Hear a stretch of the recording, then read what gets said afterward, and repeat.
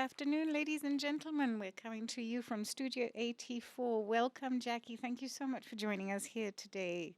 It's fantastic to be in the space. This long-awaited baby, I can't tell you how many, I don't know, the nights and days I looked forward to hearing that final message saying we are now open and ready for business. So it's really fantastic to be here.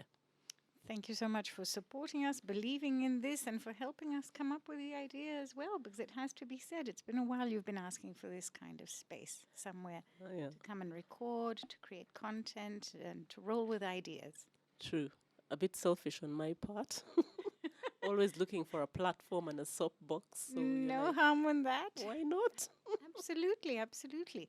And you always have something of value to share. And that I know from personal experience. You're a good friend. We've worked together in the past. And so with all your years of experience, the projects you've worked on, the insight you have into humanity at large and their behaviors, and it's very interesting to see and to know that you're always up to date with the latest trends as well.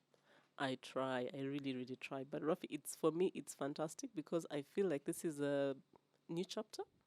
I'm doing something I've never done before. And yeah, it's exciting to be doing something different and to be doing it for an audience, which I think, quite frankly, is ignored at the moment. I was having a conversation with Emi Hashakimana. He's the sales director at Uganda Breweries. And I love Baileys. So I kept telling him, when are you going to do an event for people like me whose knees can no longer go up and down to sit on those picnic setups that you have for your events?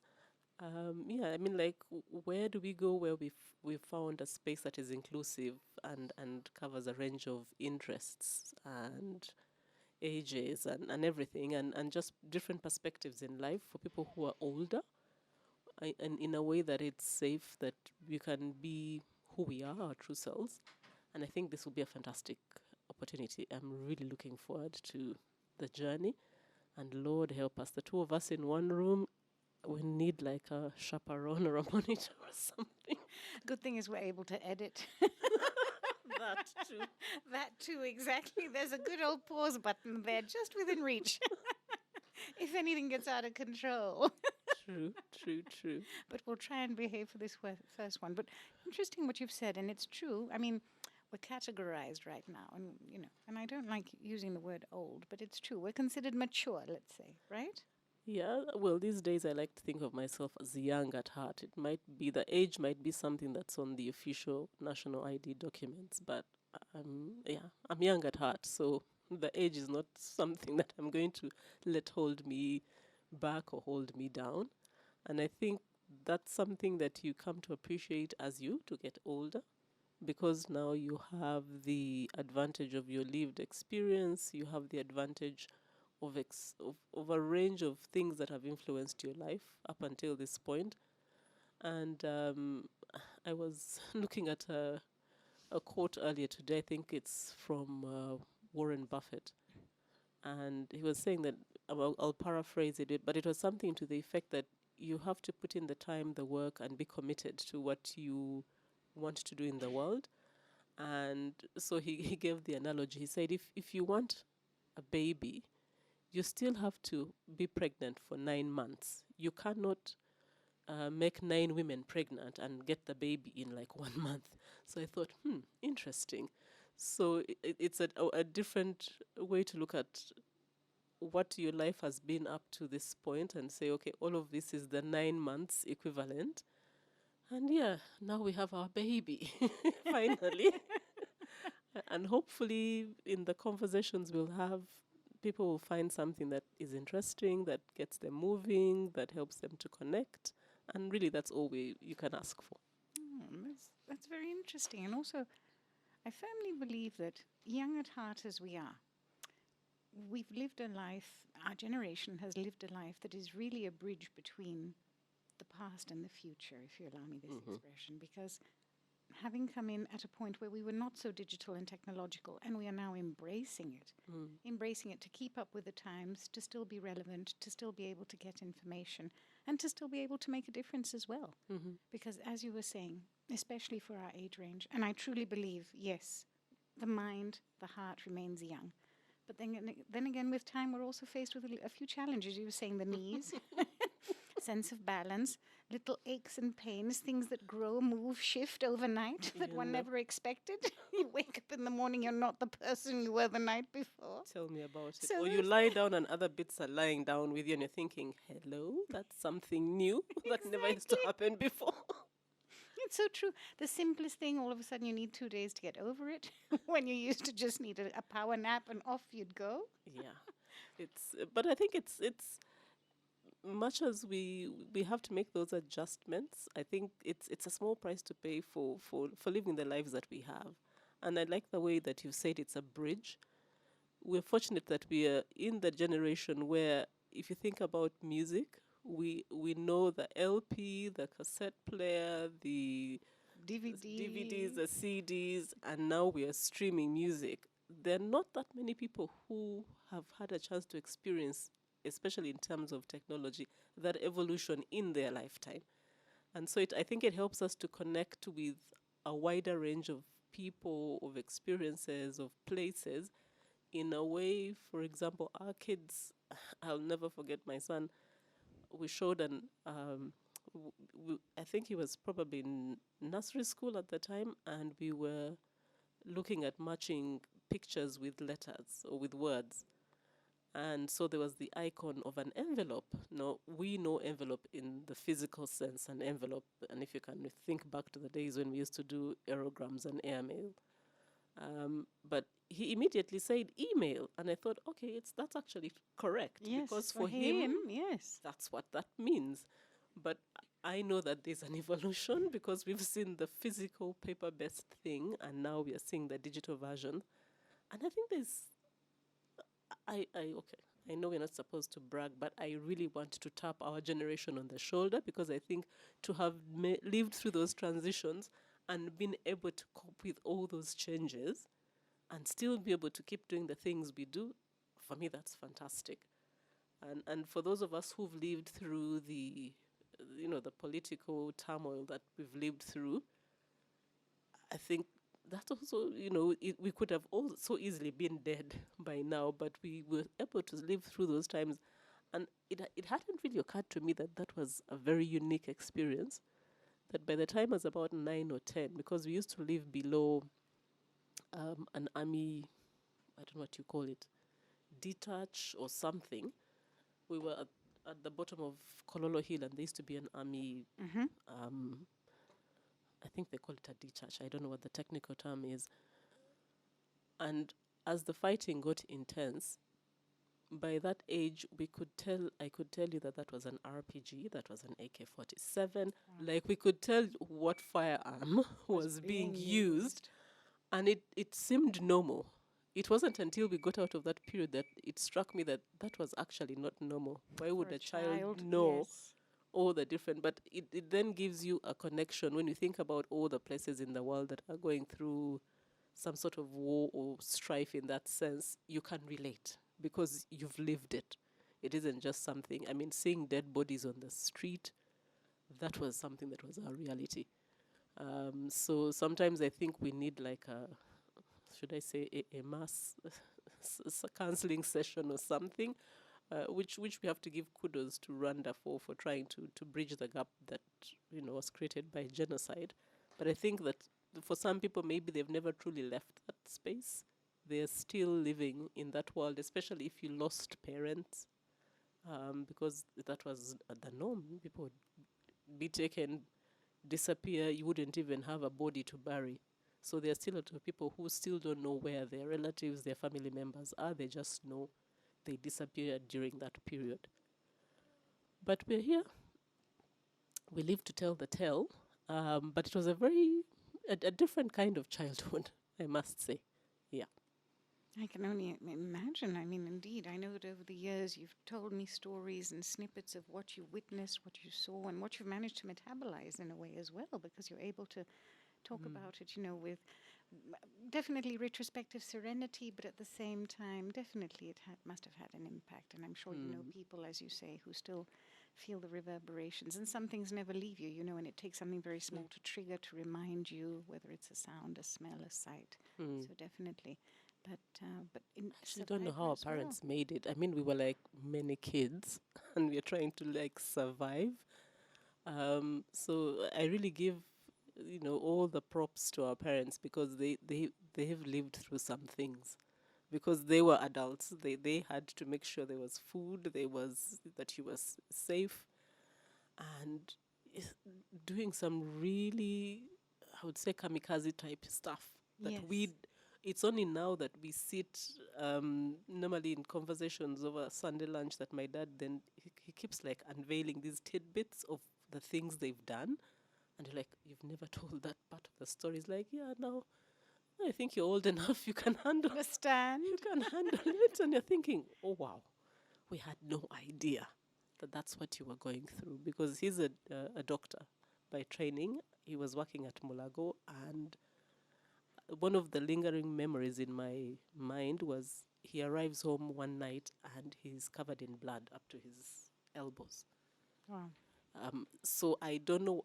We've never actually sat down to get the full story, so I don't know what happened, who he was treating, and working in very difficult conditions. At some point, there wasn't like running water in the hospital. I mean, I was like, how did you even manage to practice in those conditions? We think that things are tight now, but a lot of people don't know really how tight things were back then. And we were, I think, shielded to a large extent from the real horrors, or at least some of them, at the time. But yeah, now I think we can appreciate what they went through, what sacrifices they made, because we have the maturity to sort of process and understand what that was like, living in that time and having responsibility for a family that you had to provide for. Definitely. Survival on a daily basis and for the family as well. But very often we have hidden heroes in our families, don't we? Because I'm sure that between grandparents and great grandparents, some of the things they did, the courage they had, the decisions they took, the changes in life that they made. Don't know, and with the lack of all the technology and communication channels that we Oh have yeah. today, you'd wait for that letter for months before knowing if someone had made it to the other side, if they were okay. So definitely, I think time must have had a whole other meaning and value back then. True. And also when it came to keeping busy, True. because I see On to kids. some lighter stuff. I feel like we've taken a very morbid turn. In fact, I was about to So say. I know, for those of you who don't know, Rafi is big in the world of theater. So I saw a flyer recently about some things that are going to happen at cards. So tell us, what can we expect? What goodies can we Oh, expect? thank you, Jackie. Indeed, theatre forever. I keep saying they're going to have to drag me off that stage, as I'm not stepping down anytime soon, making up for those lost years. But CADS, Kampala Amateur Dramatic Society, as you know, and you've been supporting us, we're a not-for-profit. We're putting on an interactive dinner theatre session with a murder mystery. So the audience are going to have to play sleuth for that night and see if they can find out who done it. It's set in a medical setup this time. Oh, So actually, someone did the doctor in. it feels like you're going to be smack right in the middle of like an Agatha Christie, murder mystery kind of novel setting or something like that. Exactly. That's what we always try and do. Make it a little different, make it a little interesting. And then it's nice to see because then people will come. They might have a team of 10 because the tables are of 10, but there could be, 2 or 4 friends who've come out for that evening, meet other people, put together a team, see if you can solve the case. We have sponsors who support us and offer lovely gifts as prizes.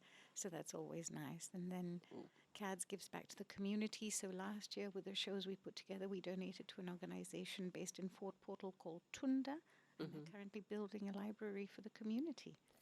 So Fantastic. the children, because it's a cultural center, welcoming children of the community, helping them with school. So it's nice to know that it gives back. People will have enjoyed it, but it's actually even longer process. I mean, we take children from the age of 10 and above. We're all volunteers helping children find their passion, develop a certain skill set because the theatre gives you so much, whether it's public speaking, better speaking skills, confidence, stage presence, humor, tapping into all kinds of talents. We have children who come and want to do makeup, some do costumes, some do props.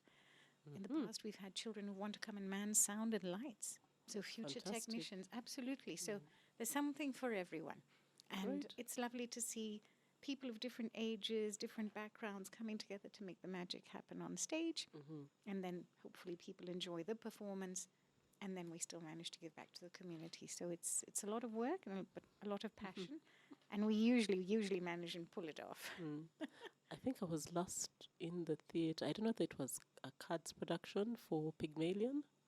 Yes. Eliza Doolittle. Yes. So it was really nice to go back and reminisce, because I hadn't sort of seen the video or read the book in a long while. So, but it's interesting for something that you really love. The minute people got on stage, we were singing along to the songs, we were laughing at the jokes, and it was a really nice way to spend an afternoon, I must say.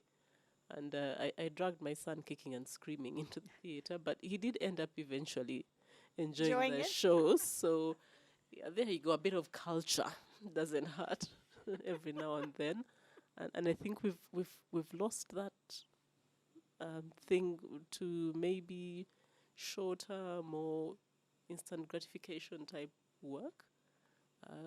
Maybe now we've seen a shift more to comedy shows and not so much into theatre in the true sense of the word. Yeah.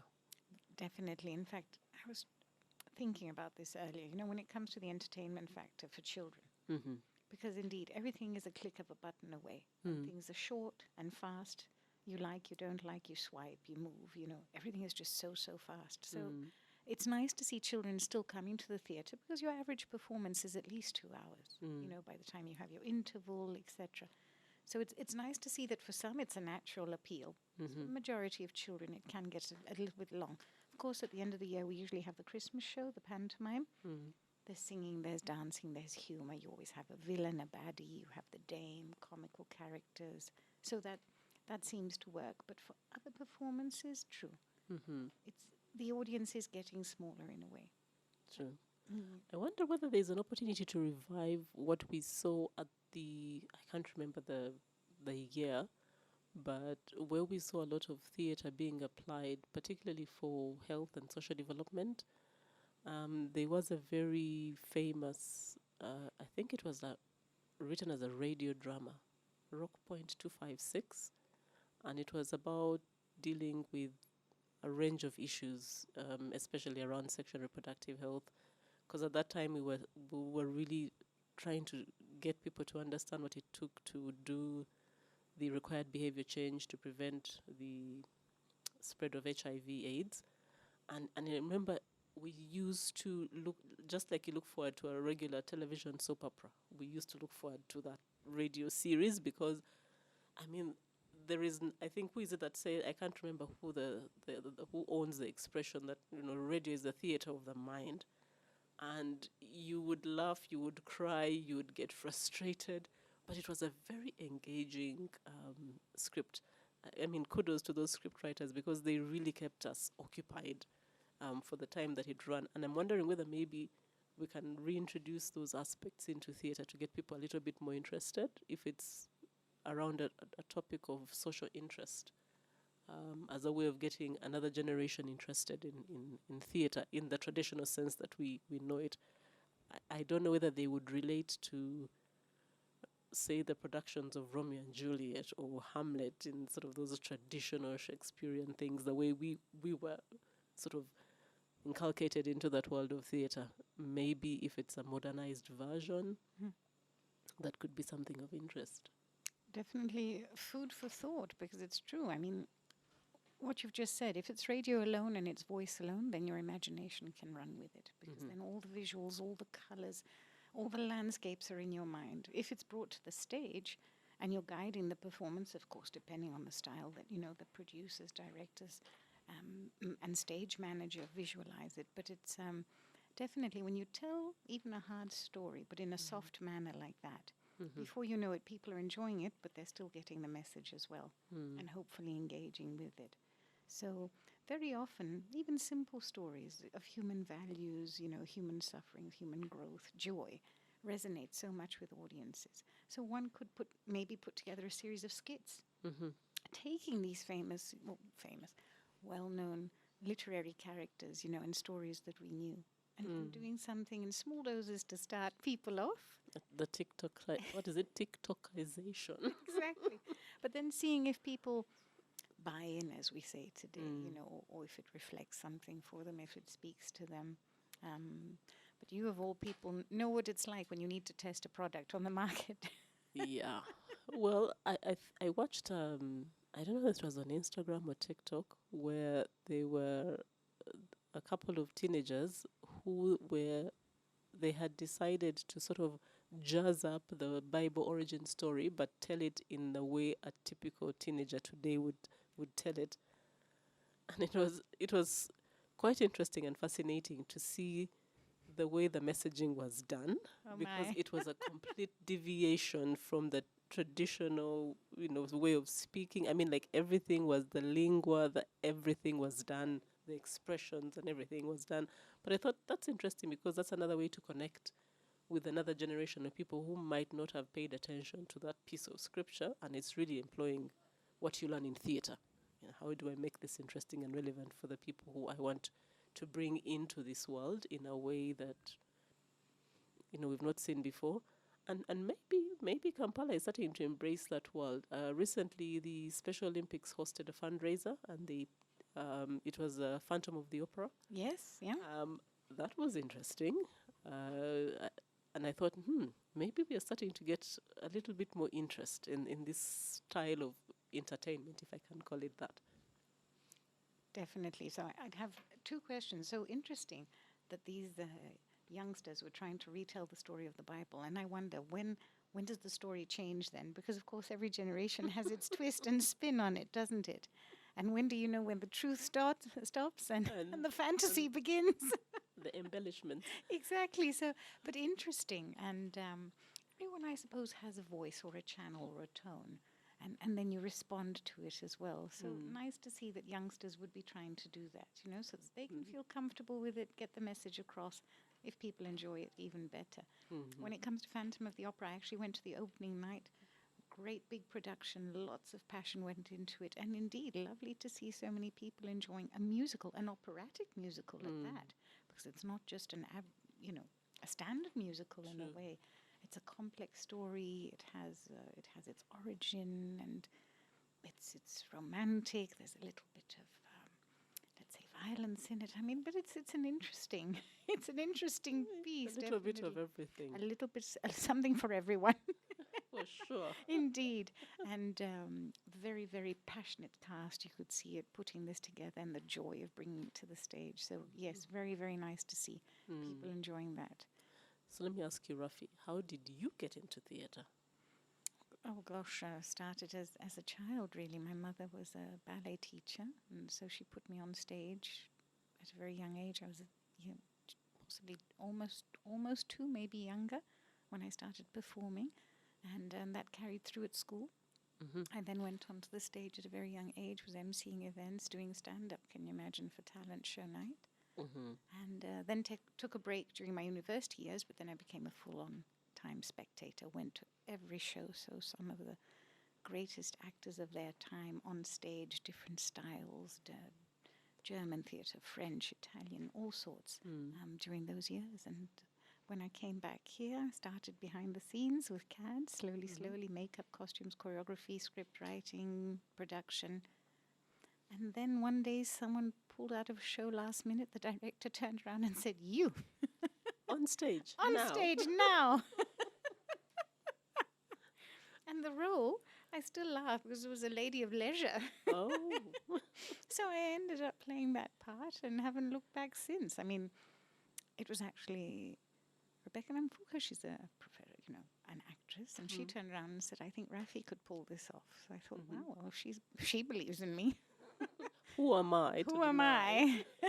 Let me give it a try. So off we went, yes, and it's been a number of years now. Oh, fantastic. So I recently played the Dane at this year's Panto, and I was rather surprised when at the end of the show, and the glitter settles and the music goes down and the costumes come off and you're pulling off that wig, and one of my fellow actresses turning around and saying, well done, Rafi. Not every woman would have accepted to go on stage looking so ugly night after night. I was like, wow, I must have looked really bad if she's saying this to me now that the show is over.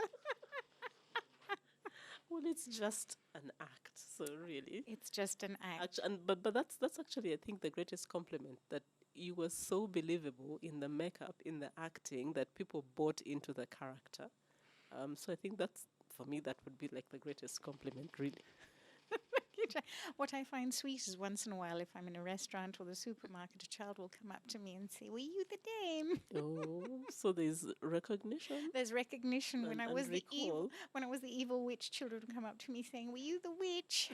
Well, that's good, because that means that you nailed it, basically. That there's that lingering memory. Except for the children, exactly. I think the parents were like, "Oh, let her be," but the children certainly they believe in the character, and that's what it's all about, especially for the kids. We had a 2-year-old step on stage 2 pantomimes ago.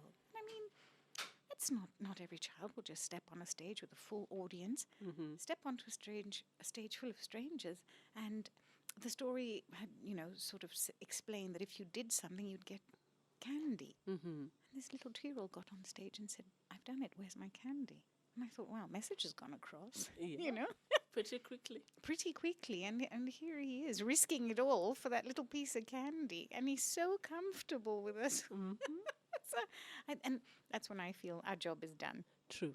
Because if a person who is that young, because in communication you always say the test of whether you know it's working or not is that it has to be simple for a 3-year-old and an 8-year-old to know what you're talking about. So, I mean, you went even better, one better, a 2-year-old coming up and saying, "Hey, I've done what you said, deliver the goods."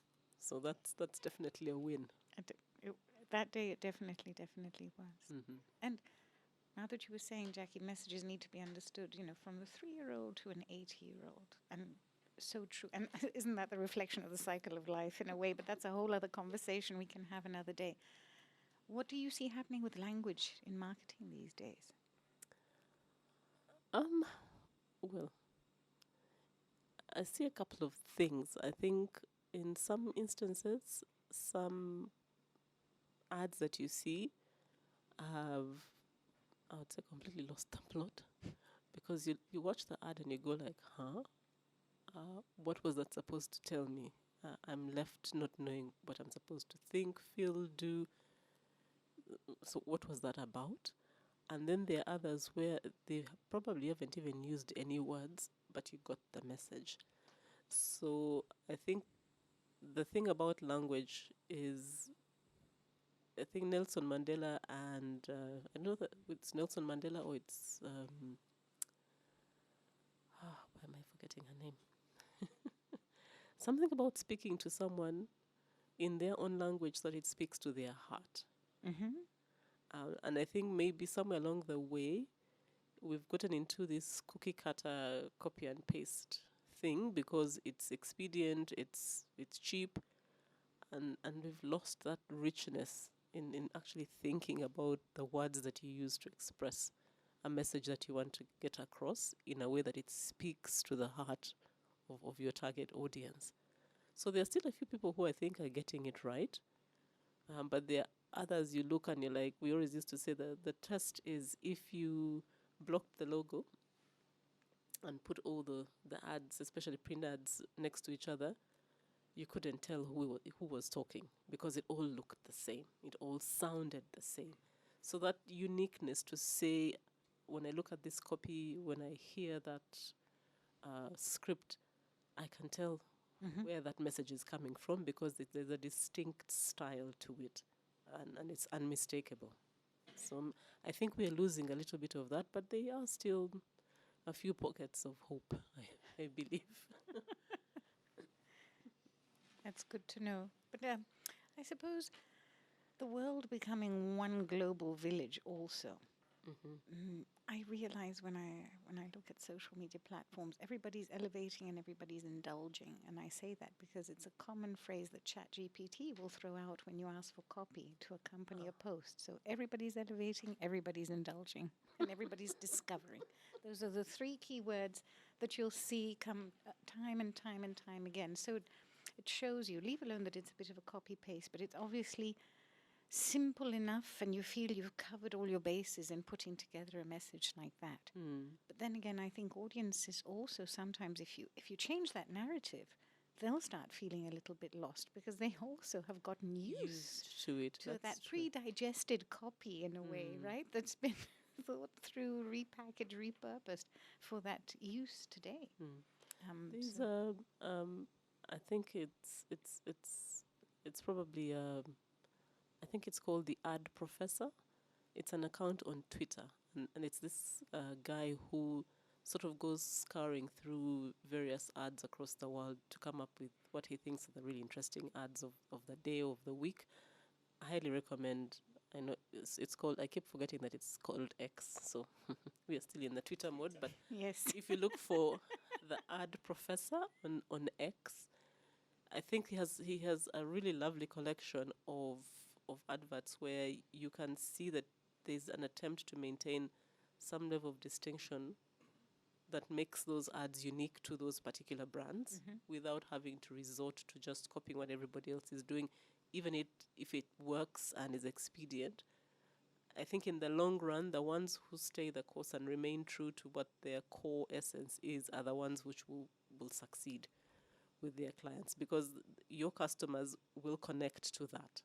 And I think that's, once they get used to that, then that's fine. But I understand. I mean, times are tough. If I'm going to get some generative AI tool to spew out, I don't know, 30 ad pieces in a matter of minutes, and that's what saves me hiring a copywriter. It's the reality that we know that businesses are going through. But I think when we look at that AI generated text, you still need to put some human flair to it. Maybe later versions of those tools will get better as people feed more information into those systems. But for now, I think it is better if you've created your own distinct style. Think about Nando's. Nando's has always been known for being a bit cheeky in their ads.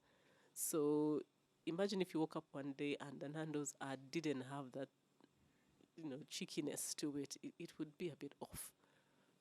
So it might work for some other things, but there are some brands which have created that distinct language style that we've come to expect it of them.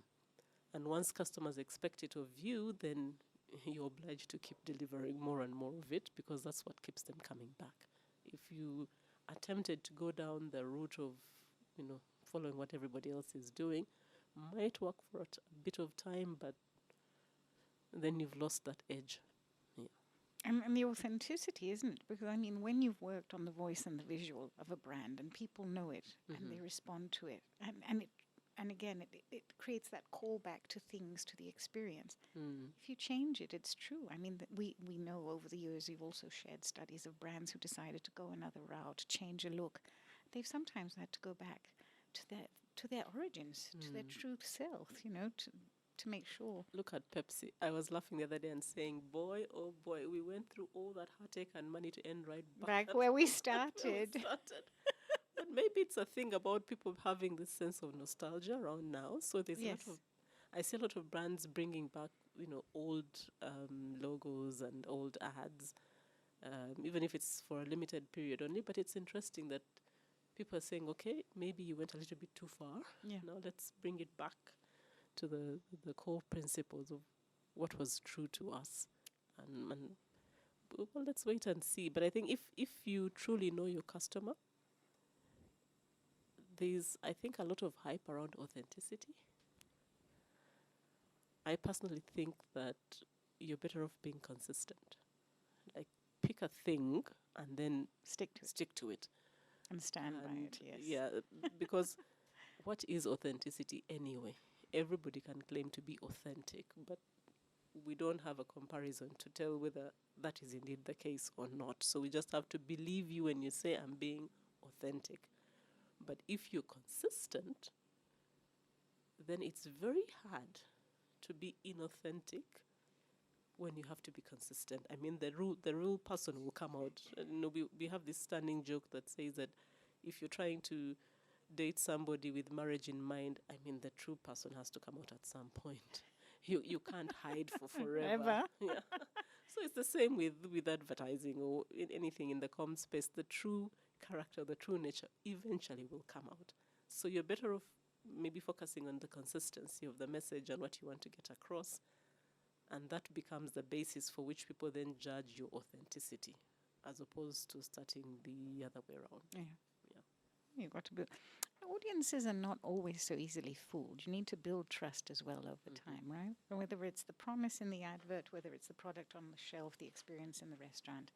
They'll also be able to judge for themselves. People see and experience so much. But I like what you said when you date someone. I remember reading once saying, if you want to really test a true man's character, see how he reacts to slow internet. Of the days when it was a dial-up modem. And then you'll know what he's really like in a time of crisis. Yeah, I know that one. Given what has been happening currently with I don't know what cut cable, Yes. We can all relate, and it's interesting because when we think about where we came from in terms of internet speed with those dial-up modems and the monochromatic screens, now if the thing doesn't happen in real time, it's like we want to murder somebody. It's and the end of the world as we know it. When did we become so impatient that we can't wait for a few seconds for something to happen? Now we want everything. The minute it's not doing what it's supposed to do, and you have, I call it, if you have a Macintosh, we call it the wheel of death, where it just goes round and round, and you're thinking, oh, like, please get on with it. Then you're on the phone with your service provider giving them hell. Exactly. And saying, I paid for this bandwidth, where is it? It's not happening. But I think the thing about expectations that we know generally is once you have set an expectation and you consistently meet it, it raises to the next level. So it is always going higher and higher and higher. And if we think about mobile technology, and we started at edge, then 2G, then 3G, then 4G, then 5G. I think Japan is on to 6G. It's like, which G will we end up with? And it's just going to get, the expectations never remain static. The moment you get to a certain threshold, now we will expect the level where I can be running several video channels simultaneously and none of them is buffering, and that's what I'm expecting from my service provider.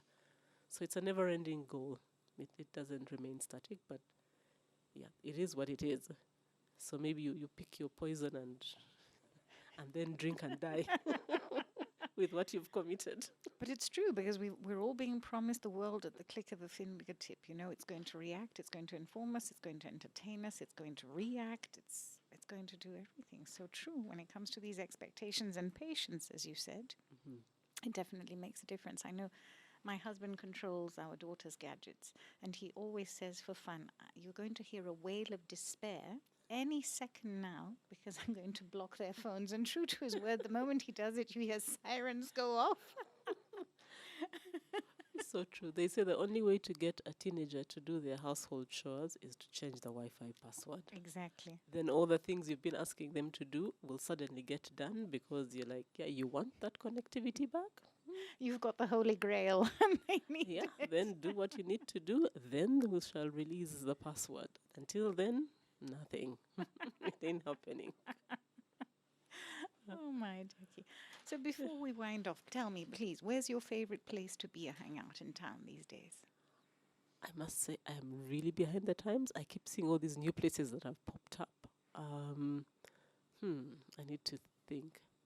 Can I be honest? I think now it's not so much chasing the new place. I think I much rather prefer to hang out at a friend's place. I mean, you've hosted us at your place and we always have the most fantastic time. I feel sorry for Boaz. I'm like, one of these days is going to be like, you know what, our house is not a place of entertainment. Get out. But I think I have more fun now with those more intimate gatherings at a friend's place than out at a restaurant.